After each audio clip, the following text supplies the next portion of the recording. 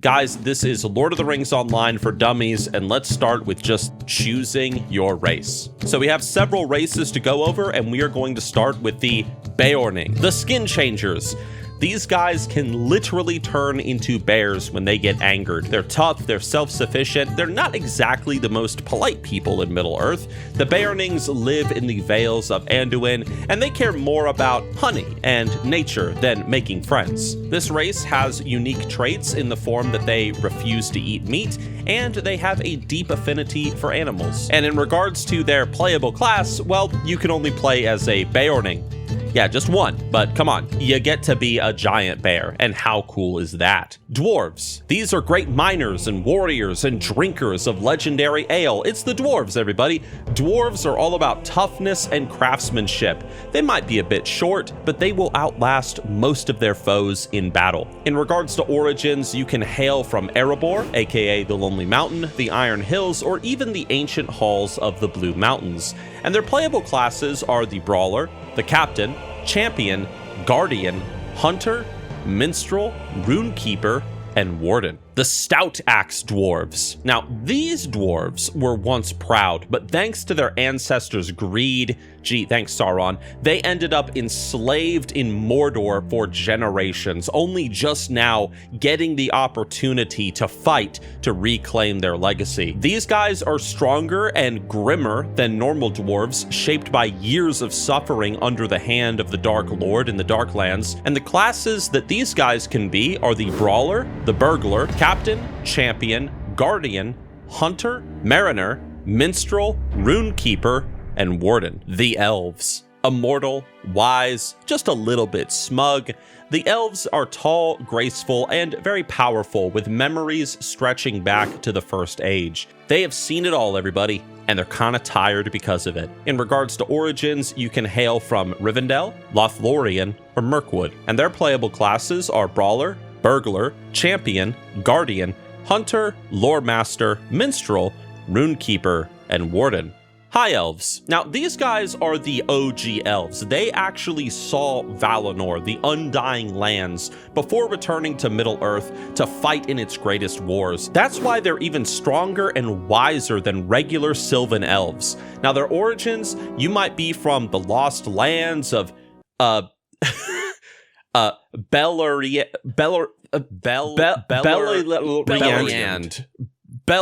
whatever, or the hidden city of Gondolin. And their playable classes are Brawler, Burglar, Captain, Champion, Guardian, Hunter, Lore Master, Mariner, Minstrel, Rune Keeper, and Warden. Of course, next we have the Hobbits. Everybody's favorite, a simple life, unexpected heroes. It's the Hobbits, everybody. They love peace, but when push comes to shove, like say, an all-consuming evil, they step up. You can be a Harfoot, aka a classic hole-dwelling hobbit, a Fallahide, aka a tall and adventurous hobbit, or a Store, a more sturdier and broader hobbit. And their playable classes are, of course, Brawler, Burglar, as you might imagine, Champion, Guardian, Hunter, Lore Master, Minstrel, and Warden. Next up, we have the River Hobbits. These are wilder and rarer hobbits. These are guys that never actually made it to the Shire. Instead, they stayed way out east of the Misty Mountains, and they became these nimble forest dwellers. You can hail from a place called Mist Hollow, which is this hidden hobbit settlement way up in the mountains. And their playable classes are the Brawler, the Burglar, Captain, Champion, Guardian, Hunter, Lore Master, Mariner, Minstrel, Rune Keeper, and the Warden. And last but not least, men. I bid you stand! Men of the West! AKA humans. The most varied race, men. They're shorter lived, but they make up for it with ambition, courage, and versatility. They have 4 potential origins that you can choose from. Breland, aka, you just simple folk, rustic life, a farmer, whatever. Gondor, noble, disciplined warrior type people. Rohan, the horse lords, expert riders, everybody loves Rohan. And Dale, these Norse style warriors from the lands near Erebor, aka the Lonely Mountain. And men, in regards to their playable classes, can be Brawlers, Burglars, Captains, Champions, Guardians, Hunters, Lore Masters, Mariners, Minstrels, Rune Keepers, and Wardens. let's talk about choosing your class in Lord of the Rings Online. It is the class that allows you to turn into a frickin' bear. Do I even need to say anymore? These guys get angry, they build wrath, and then boom, they are in bear mode. These guys are great for tanking, they're good for healing, or just clawing things up in the face. You ever look at the Balrog and think, I could punch that. I could punch that guy in the face. If so, Brawler is for you. No weapons, just fists. A momentum-based system that keeps combat flowing. It's high risk, high reward. If you want that helm hammer hand fantasy, the Brawler is where it's at. The sneaky, stabby rogue of Middle-earth, great at stealth, great at debuffs and starting fellowship maneuvers, aka group combos if you're in a party. And they also throw a lot of marbles at the enemies. So the Burglar, everybody, fantastic class to play as, especially as a Hobbit. The Screaming Paladin. You can even summon a Herald, wield a banner, and buff allies like a boss. They are capable of tanking, healing, and doing a ton of damage, a jack of all trades. And when I say the Screaming Paladin, I mean the Screaming Paladin. These guys fight people by yelling at them. You'll see what I mean. For when you just want to hit everything and anything, dude, the champion is for you. They have amazing AoE attacks, dual-wielding madness, and they have a fervor stance that turns you into this whirling tornado of death. They are the classic, I can take it, I can handle that sort of tank. Big armor, big shield, big health bar. If you love soaking up damage for the team, the Guardian is your class of choice. Legolas was your favorite character in the Lord of the Rings movies, wasn't he? Well, guess what, my friend? You can finally have the Legolas fantasy. Hunters are the highest single target DPS class in the game, plus they get exclusive teleportation abilities. So if you hate walking, which you will, this is a solid choice.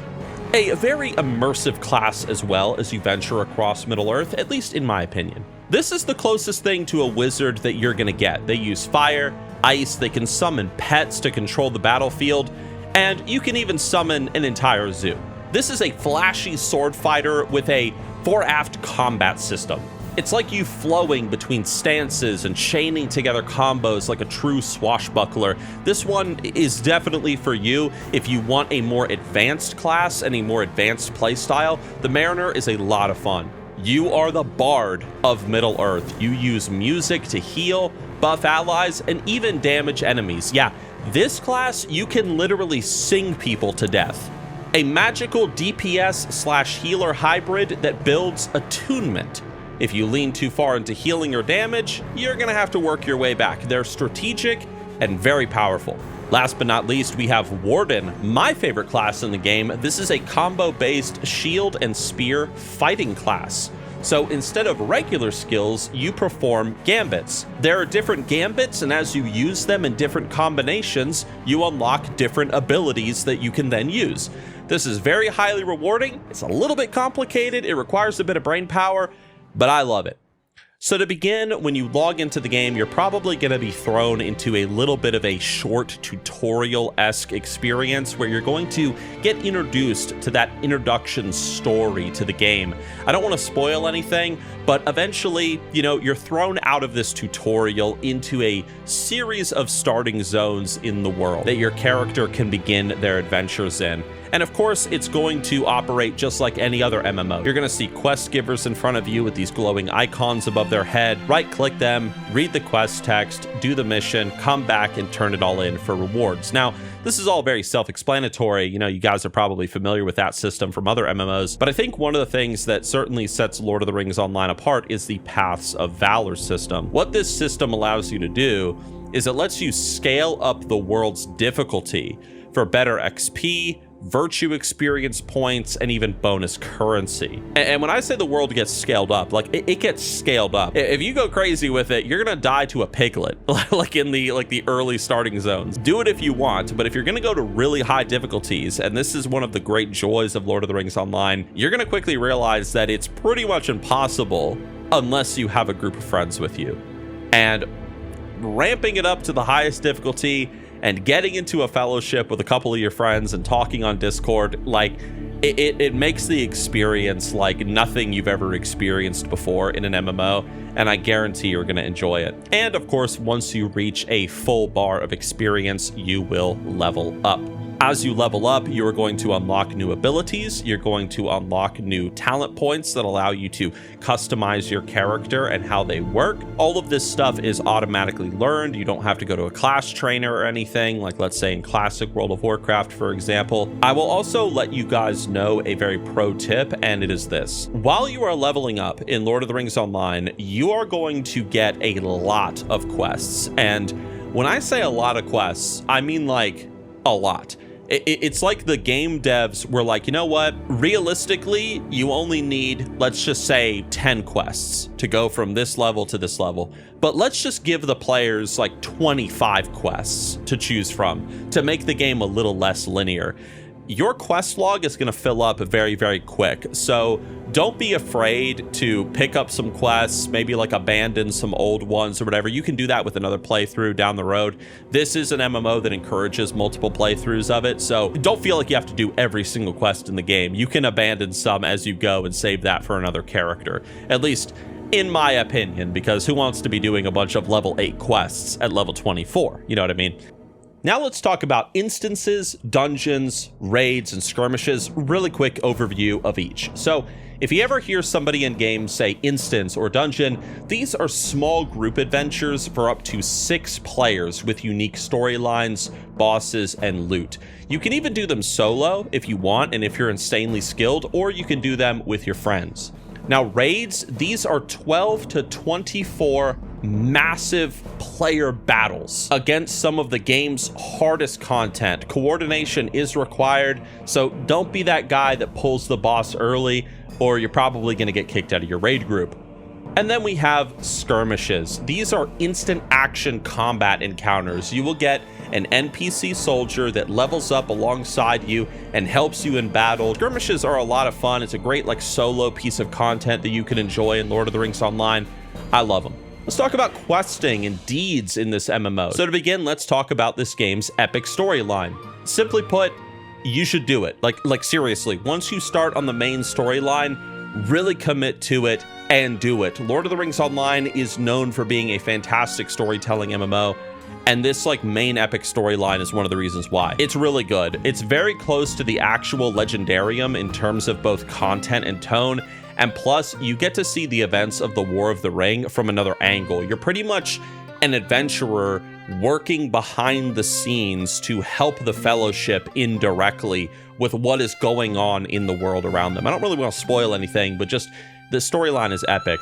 But while you're questing in the world, while you're engaging in the story, you're going to run into things called deeds. Deeds are these achievement-based challenges that can give you reputation for cool rewards, titles because prestige matters, and of course, Lord of the Rings Online store points. Yes, you get free store currency for just doing these little bounties in the world. How this might work, by the way, is maybe you're killing some wolves in the world, for example, and you might get a deed called like Wolf Slayer of Breland or something, where you have to kill like 10 wolves or 20 wolves or something, and then by doing that you'll get, you know, your rep, your title possibly, and of course Lord of the Rings Online store points. So it's a fantastic system. It's great for leveling. It's great for getting, you know, cosmetics that normally you'd have to buy with money. It's a lot of fun.